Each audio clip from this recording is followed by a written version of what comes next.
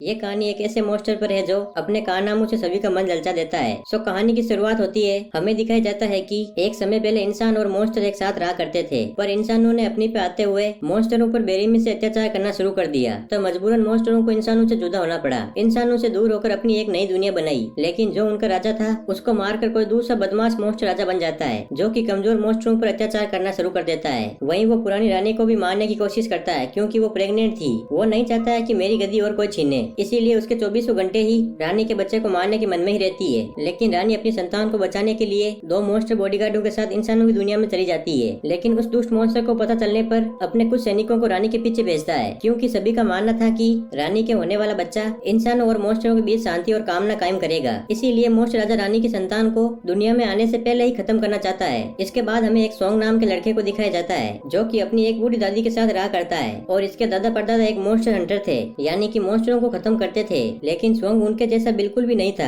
इसीलिए उसकी दादी सोंग पर बहुत ही चिढ़ती रहती थी, क्योंकि वो भी चाहती थी कि सोंग भी एक मॉन्स्टर हंटर बने। तभी उसकी दादी उसे एक जंग लगी हुई तलवार देती है, जो कि उसके पूर्वजों की थी, पर सोंग ठहरा सादा सीधा इंसान, वो इसे लेने से इनकार कर देता है। जिसके बाद सोंग की दादी सोंग के पिता को ढूंढने के लिए निकल जाती है। यहाँ सोंग अपने गाँव में एक ढाबा चलाता था। तब उसके ढाबे में एक कपल आते हैं, जिनके पास एक बड़ा सा बकेट था। तब सोंग उनके लिए खाना बनाने के लिए चला जाता है। उसी वक्त उसके ढाबे में एक सू नाम की एक लड़की आती है, जो कि एक मॉन्स्टर हंटर थी। वो उन्हें अपना नाम पूछती है। उसके बाद वो उन कपल पर हमला करना शुरू कर देती है। हमें पता चलता है कि ये कपल कोई इंसान नहीं बल्कि एक मॉन्स्टर है। ये और कोई नहीं बल्कि रानी के बॉडीगार्ड्स और बकेट में रानी खुद थी। जिसके बाद सो उन मॉन्स्टरों को बहुत मारती है और वो उन्हें अपनी जादुई शक्तियों में कैद करना चाहती थी। लेकिन तभी वहाँ पर कोई दूसरा मॉन्स्टर हंटर आकर उन्हें कैद कर लेता है और उन्हें अपने साथ लेके चला जाता है, जिससे सू बहुत ही गुस्सा हो जाती है और वो उस रात सोंग के ही घर पे रुक जाती है। पर उसने सोंग को पूरी तरीके से बंद करके रखा होता है अपने ही घर में, और सू अपने मैजिक से सोंग के होठ भी चिपका देती है ताकि वो कुछ भी ना बोल पाए। वहीं दूसरी ओर रानी के बॉडीगार्ड्स उस हंटर से छुटकारा पाकर निकल जाते हैं और वो रानी को ढूंढने लग जाते हैं। इधर दूसरी ओर रानी एक गड्ढा खोदकर सोंग को किडनैप कर लेती है, पर क्योंकि सोंग के हाथ पैर और मुंह तो बंधे हुए होते हैं, जो कि सू ने बांध के रखे हुए थे, इसीलिए वो सू को आवाज भी नहीं दे पाता।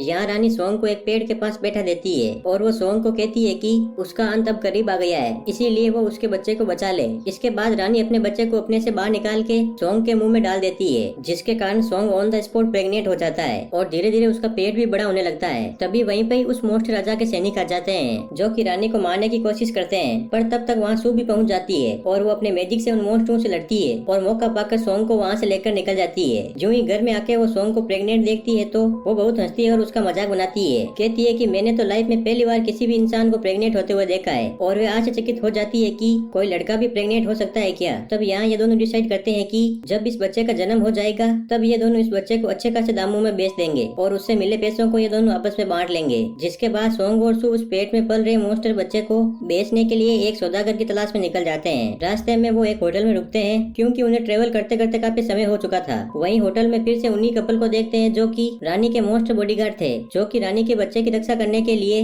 सोंग और सू का पीछा कर रहे थे। अब रात में सू सोंग को कमरे में छोड़कर खाने के लिए निकल जाती है, जहाँ उसकी मुलाकात एक कपल से होती है, जिनके पास एक शरारती बच्चा था। इधर रूम के अंदर सोंग जब सो रहा था तब क्यून मॉन्स्टर के बॉडीगार्ड उसको बेहोश करके उसे किडनैप करने की कोशिश करते हैं, ताकि वो बच्चे को सेफ रख सके। पर सही समय पर वहाँ पे सू पहुँच जाती है और वो उन मॉन्स्टरों के सिर पे फिर से मैजिक कर देती है और एक खाली कबट में उन्हें बंद कर देती है। और दूसरी तरफ अब सोंग की प्रेगनेंसी का टाइम हो चुका था और सोंग को काफी दर्द होने लगता है, लेकिन यहाँ सू को कुछ भी समझ में नहीं आता कि इसकी डिलीवरी कैसे करूँ और कहाँ से करूँ। तभी उसी वक्त दरवाजे पे वे कपल भी आ जाते हैं, तो सू बाहर जाती है ताकि उन्हें कमरे में एंट्री न करने दे। पर सोंग के दर्द के चिल्लाने की आवाज से वो लेडी अंदर आ जाती है, जो सोंग को इस हालत में देख बहुत ही शॉक्ड हो जाती है। तभी सोंग उस बच्चे को और कहीं से नहीं तो मुंह से जन्म दे देता है, जो कि एक मूली के शेप में होता है, जिसे देख वो लेडी बिल्कुल ही शॉक्ड हो जाती है। पर तभी वहाँ सू आ जाती है और उसे बेहोश कर देती है और उसे उस कमरे से बाहर ले जाती है। वहाँ उसका पति भी होता है। यहाँ उस लेडी को कुछ भी समझ में नहीं आ रहा था कि ये मेरा सपना था या सच था,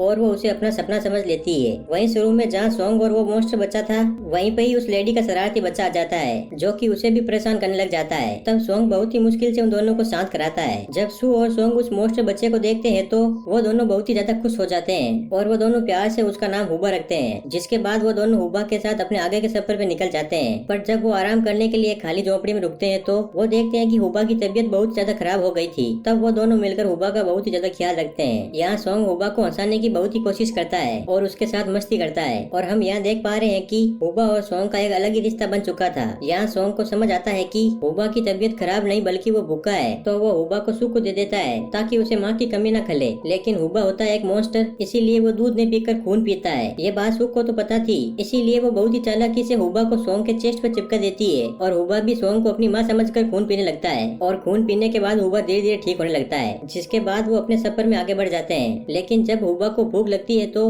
वो उनके घोड़े का खून पीने लग जाता है, जिसके कारण उनके घोड़े कमजोर होने लग जाते हैं, जिसे देख सू को हुबा पर बहुत ही गुस्सा आता है। तब सोंग हुबा को खून न पीने और शाकाहारी होने के लिए कहता है। यहाँ पर सोंग हुबा को खजूर खिलाता है, जिन्हें हुबा बहुत ही चाव से खाता है। पर बहुत सारे खजूर खाने के बाद हुबा उनकी गुटलियों को बहुत ही स्पीड में निकालता है, जिसके कारण उनके सामने खड़ा बहुत ही बड़ा सा झोंपड़ा गिर जाता है। और ये देख सू और सोंग बहुत ही ज्यादा कंफ्यूज हो जाते हैं कि इसने मिसाइल की तरह कैसे छोड़ा है। जिसके बाद वो हुबा के साथ अपने सफर को कंटिन्यू रखते हैं, जहाँ वो सफर के दौरान हुबा के साथ बहुत ही खेल कूद करते हैं और वो उसे बिल्कुल अपने बेटे के जैसे ही ट्रीट करते हैं। पर अब इनका सफर खत्म हो जाता है और ये एक बाजार में पहुंच जाते हैं, जहाँ इन्हें हुबा को बेचना था। वहाँ वो दोनों एक शॉप में जाते हैं, जहाँ हुबा को 100 सिक्कों के बदले बेच देते हैं। पर सोंग हुबा को छोड़ने के लिए तैयार नहीं था, क्योंकि वो उसे अपना बच्चा मानने लगा था। पर सू सोंग को समझाती है कि मॉन्स्टर इंसानों के साथ नहीं रह सकते। जिसके बाद वो दोनों हुबा को वहीं पिंजरे में छोड़कर वहाँ से निकल जाते हैं और हुबा उन्हें याद करके बहुत ही रोता है। इधर जब वो दोनों जा रहे होते हैं तब सू को हुबा द्वारा बनाए गए एक चित्र दिखता है, जहाँ पर सू और सोंग को अपने मम्मी पापा की तरह दिखाया है और वो उनका बच्चा होता है। ये देखकर सू बहुत ही ज्यादा इमोशनल हो जाता है और वो सोंग के साथ सीधा उसी शॉप में पहुंच जाते हैं, जहाँ उसे 100 सिक्कों में दिया था। पर वो शॉपकीपर उन्हें बताता है कि उन्होंने हुबा को एक रेस्टोरेंट में बेच दिया है, जहाँ आज शाम बहुत ही बड़ी दावत होने वाली है, जहाँ पर मॉन्स्टरों को पकाकर खाया जाएगा। ये सुनते ही सोंग और सू उसे लेने के लिए निकल जाते हैं। वहीं इधर रेस्टोरेंट में एक लेडी शेफ को दिखाया जाता है, जिससे अपनी सुंदरता पर बहुत ही नाज था और वो बहुत सारे मॉन्स्टरों को काट पीट कर उनकी एक डिश बना देती है। जब उसके पास हुबा को लाया जाता है तो वो लेडी हुबा को तेल में तलने का डिसाइड करती है। जब हुबा को तेल में तलने के लिए छोड़ा जाता है तो तब हुबा को उस तेल में कुछ भी नहीं होता, बल्कि वो तो उस तेल में स्विमिंग करने लग जाता है, जिस कारण उस तेल के छींटे उस लेडी के चेहरे पे लग जाते हैं। जिसके बाद वो लेडी हुबा को काट के उसकी डिश बनाने का डिसाइड करती है। पर हुबा तो करता भी नहीं है, बल्कि वो तो एक प्लेट जैसा बन जाता है। हुबा को प्लेट जैसा देख वो सोचता है कि उसे गर्म करना चाहिए, पर ऐसा करने पर भी हुबा पर कोई असर नहीं होता,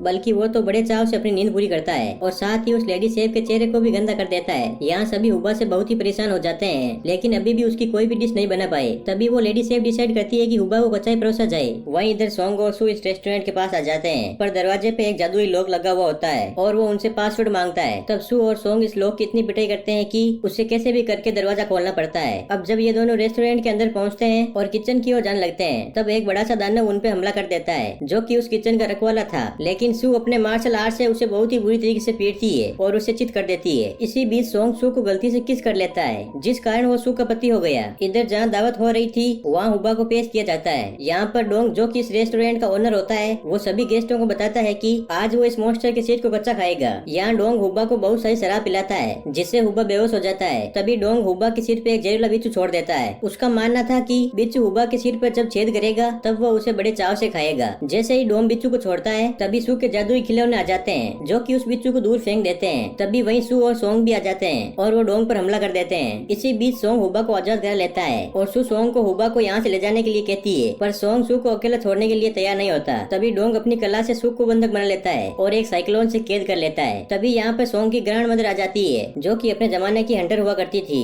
जिनके गले में 10 सिक्के भी होते हैं। इन सिक्कों को देख डोंग समझ जाता है कि दादी माँ एक मॉन्स्टर हंटर है, क्योंकि हंटर के पास इतने सिक्के हो सकते हैं। जहाँ पर दादी डोंग को अपने पति और अपने बेटे के बारे में बताने लग जाती है, जो कि एक बहुत ही ताकतवर हंटर थे। यहाँ दादी जैसे ही अपने मैजिक से डोंग पर हमला करने वाली होती है, तभी उनका मैजिक डोंग के सामने चल नहीं पाता, जिससे डोंग समझ चुका था कि ये 10 सिक्के दादी के नहीं है, बल्कि उसके बेटे और पति के हैं। तब वो दादी को भी एक साइक्लोन में कैद कर देता है। तभी सोंग हुबा के साथ गमले के पीछे से बाहर निकलता है और वो डोंग को अपनी दादी और सू को छोड़ने के लिए कहता है। और वो जैसे ही हुबा के मुंह से अपना हाथ हटाता है, तभी हुबा बहुत ही तेजी से गुटलियों को बाहर फेंकने लग जाता है। वहाँ हुबा की स्पीड इतनी तेज होती है कि एक बार के लिए तो सोंग भी हवा में उड़ने लग जाता है। हुबा की स्पीड के कारण एक एक गुटलियां जाके सोंग के फेस पे लगती है, जिस कारण डोंग के चेहरे के मांस निकलने लग जाते हैं। और यहाँ पता चलता है कि डोंग कोई इंसान नहीं बल्कि एक मॉन्स्टर है, जो कि इंसानों का रूप लेकर रेस्टोरेंट में रहता था। यहाँ पर ये मॉन्स्टर सोंग पर हमला करने लग जाता है, जिस कारण सोंग के थोड़ी बहुत चोट भी आती है। तभी दादी उसके पास आती है और उसे एक जंग लगी हुई तलवार देती है। सोंग उस तलवार से डोंग पर हमला करने लग जाता है, लेकिन उस तलवार से डोंग को कुछ भी नहीं होता है, बल्कि वो उल्टा उस तलवार से खेलने लग जाता है और सोंग पर उसी तलवार से हमला कर देता है, जिससे सोंग को बहुत ही गहरी चोट आती है और वो घायल भी हो जाता है। तब हुबा सोंग के पास आता है और वो उस तलवार को निकालने की कोशिश में लग जाता है, जिससे उसके हाथ में चोट भी लगती है, लेकिन वो हार नहीं मानता और कंटिन्यू कोशिश करता रहता है, जिस कारण वो तलवार बाहर निकल जाती है। जिसके तुरंत बाद ही सोंग का घाव अचानक से बढ़ने लग जाता है और वो जंग लगी हुई तलवार भी एकदम क्लीन हो जाती है। तभी सोंग उठ खड़ा होता है और वो उस तलवार से डोंग पर हमला कर देता है, जिससे उस तलवार का असर डोंग पर गहरा होता है और वो फाइनली मर जाता है। तब दादी सोंग के पास आती है और बड़े ही गर्व से उसे एक सिक्का देती है, जिसका मतलब है कि अब सोंग भी एक मॉन्स्टर हंटर है। जिसके बाद हम हुबा को सोंग के साथ देखते हैं, जहाँ सोंग हुबा को मॉन्स्टरों के साथ छोड़ने आया था, जो कि उसकी सही जगह होती है, क्योंकि कोई भी मॉन्स्टर एक मॉन्स्टर हंटर के साथ नहीं रह सकता। पर हुबा सोंग को छोड़कर जाने के लिए बिल्कुल भी तैयार नहीं होता। तब सोंग ना चाहते हुए भी हुबा को भेजने के लिए उस पर बहुत ही गुस्सा करता है, जिससे हुबा रोने लग जाता है और वो सोंग को छोड़कर वहाँ से चला जाता है। और इसी दुख के साथ इस कहानी का दी एंड यहीं पे होता है।